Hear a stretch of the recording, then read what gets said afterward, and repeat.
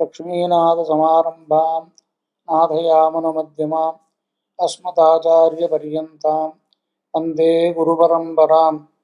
अहोबिले गारुडशैलमध्ये कृपावसात् कल्पितसन्निधानं लक्ष्म्या समालिङ्गितवामभागं लक्ष्मीन्दुसिंहं शरणं प्रपद्ये।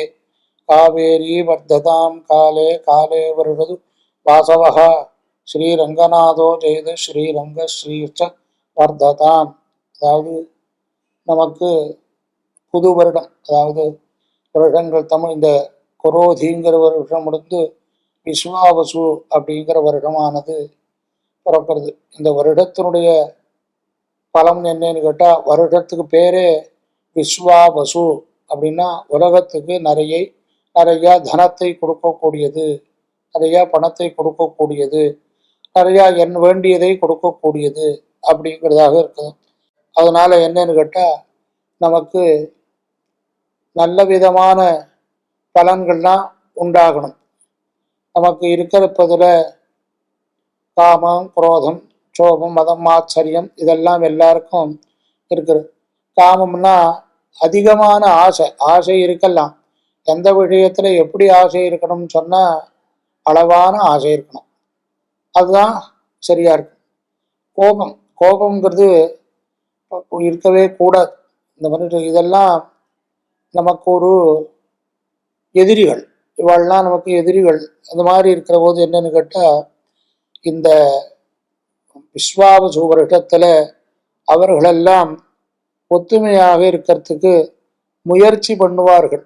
அதாவது நம்மிடத்திலே இருக்கக்கூடிய எதிரியான குணங்கள் இருக்கோல்லையோ, அந்த குணங்கள்லாம் நிச்சயமாக மாறும், நமக்கும் நல்லபடியாக கொடுக்கும். அதோடு இல்லாத இந்த வருடத்தினுடைய பலன்னு ஒன்று சொல்றார். அந்த பலன் அப்படியே இருக்கும்னு சொல்ல முடியாது, பொதுவான பலன். அதுக்கு மேலே ஒன்றும் ஒரு கிரகங்களுடைய அமைப்பை கொண்டு அதுக்கு ஒரு பலன் உண்டு. அந்த மாதிரி இந்த இடத்துல அரசாங்கத்தில் ரொம்ப இல்லாத ஒரு விஷயங்களை பெருசு பண்ணி அதனால ஒரு விரோதங்கள் ஜாஸ்தியாக ஏற்படும்.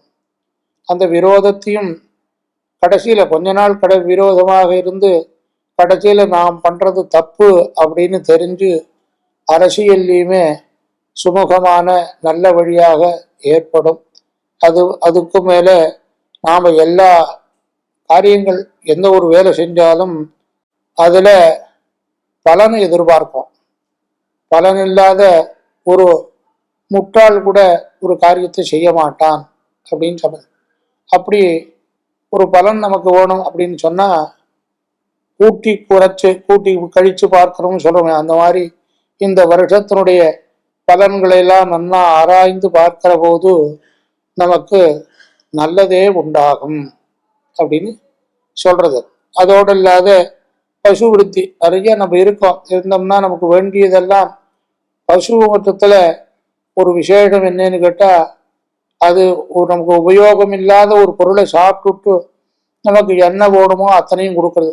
பசுவனிடத்துலேருந்து 5 விதமான ஒரு பதார்த்தம் எடுக்கிறோம். அதாவது பஞ்சகவ்யம்னு எல்லாரும் தெரிஞ்சுட்டு இருக்கோம்.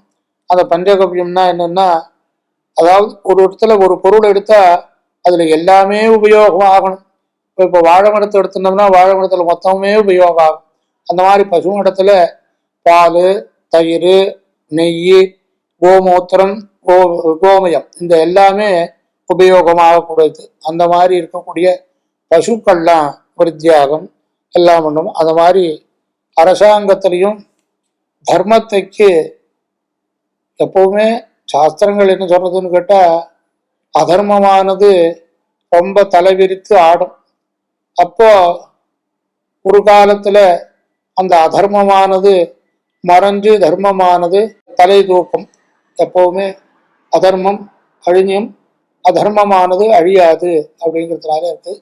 அந்த மாதிரி இந்த வருடத்துல ராஜா, மந்திரிகள் அதாவது நாம் இப்போ அரசாங்கத்துல பிரதம மந்திரி, அமைச்சர்கள், இங்க முதலமைச்சர், அமைச்சர்கள் அப்படின்லாம் சொல்லிட்டு இல்லையோ, அந்த மாதிரியில அங்கேயும் இந்த நவகிரகங்கள் சூரியன், சந்திரன் இவாளுடைய ஆதிபத்தியம், அதாவது அவருடைய அதிகாரத்துல அங்கேயும் ஒரு சபை உண்டு.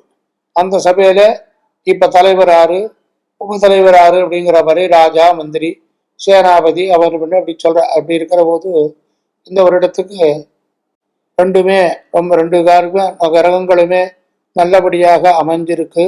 அதனால உலகத்துல நாம எல்லாரும் செய்ய வேண்டியது என்னன்னு கேட்டா, நம்மளுடைய சின்ன சின்ன ஒரு தவறுகள் கூட நமக்கு பெருசாக ஆகும்.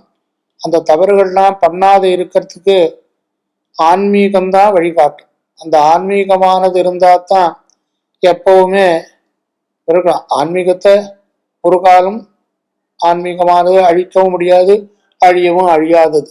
அப்படி இருக்கக்கூடிய ஆன்மீகத்துல நாமல் எல்லாரும் பிரவர்த்திப்போம், சேருவோம். சேர்ந்து அந்த ஆன்மீக வழியாக ஒரு நல்லதாக நமக்கு ஏற்படும். நம்மளுடைய ஒரு தர்மம் என்னன்னு கேட்டா, உலோகா சமஸ்தா சுகினோ பவந்து, உலகத்துல இருக்கக்கூடிய எல்லா ஜீவராசிகளுமே சுகமாகவும் சந்தோஷமாகவும் இருக்க வேணும் அப்படிங்கிற இதுல பாகுபாடெல்லாம் கிடையாது. நம்ம பாகுபாடு பண்ணல, ஒன்றும் பண்ணல. அப்படி இருக்கக்கூடிய இந்த வருடத்துல நாம எல்லாருக்கும் என்ன சொல்றது அப்படின்னு சொன்னா, நாம் எல்லாரும் ஒத்தருக்கொத்தரு சகோதர பாவமாகவும் நல்லதை நினைக்கக்கூடியவர்களாகவும் எதுக்குமே எந்த விஷயத்திலையுமே சண்டை இல்லாமல் ஒரு பேச்சுவார்த்தைகள்னாலே அது சரி பண்ணி அப்படி இருக்கணும். அப்படி இருக்கிறதுக்கு தலைவர்கள், நாயகர்கள், நவநாயகர்கள்னு சொல்லக்கூடிய கிரகங்கள்லாம் நமக்கு ஒத்துழைப்பை கொடுக்கறது.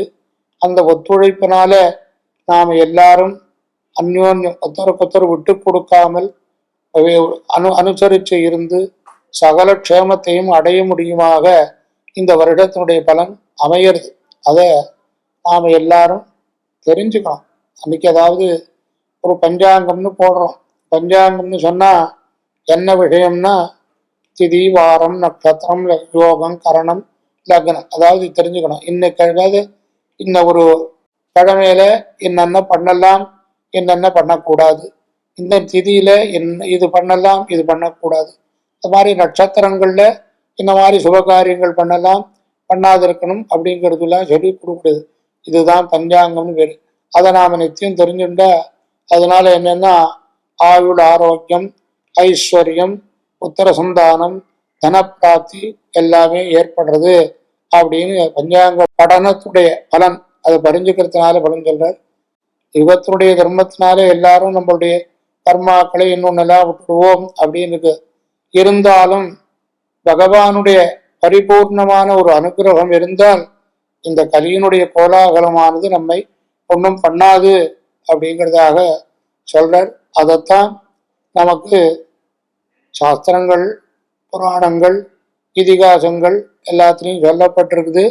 அந்த மாதிரி சாஸ்திரங்களில் சொல்லப்பட்டு தான் இந்த வருடத்தினுடைய பலன்கள் எழுதுகிறோம், தெரிஞ்சுக்கிறோம். அந்த மாதிரி இருக்கிறதுல நாம் எல்லாரும் உலகத்தில் இருக்கக்கூடிய சர்வ ஜீவராசிகளும் சௌக்கியமாகவும் விரோதம் இல்லாதையும் அரோக திடகாத்திரதாயும், அதாவது ரோகமில்லாத வியாதிகள் இல்லாதையுமாகவும் இருக்க வேணும். அது நம்மளுடைய ஆராத்தியமான நம்மளுடைய மடமானது ரொம்ப புராதனமானது. அகோபில மடம்ங்கிறது அதாவது கர்நாடக தேசத்துல பிறந்து தமிழ் தேசத்துல வந்து பாடங்கள்லாம் படிச்சு ஆந்திர தேசத்துல தானே பெருமாளை நேர வந்து சந்நியாசம் கொடுத்து இந்த மடத்தை ஸ்தாபிச்ச மடம் அகோபில மடம்ங்கிறது. இந்த மடத்திலையும் பரம்பரையாக தர்மத்தை நிலைநாட்டுறதுக்கோசரம் எல்லா காரியங்களும் பண்ணிட்டு இருக்கோம். அந்த மாதிரி இப்போ இந்த வருடத்துல இன்னைக்கு அதாவது திங்கட்கிழமை அன்னைக்கு வருடம் பிறக்கிறது. அன்னைக்கு எல்லாரும் ஒத்துமையாகவும் சந்தோஷமாகவும் க்ஷேமமாகவும் எல்லாருக்கும் இருக்க முடியுமாக நம்ம எல்லாருக்கும் மங்களாசாசனம் பண்றோம். நாராயணன்.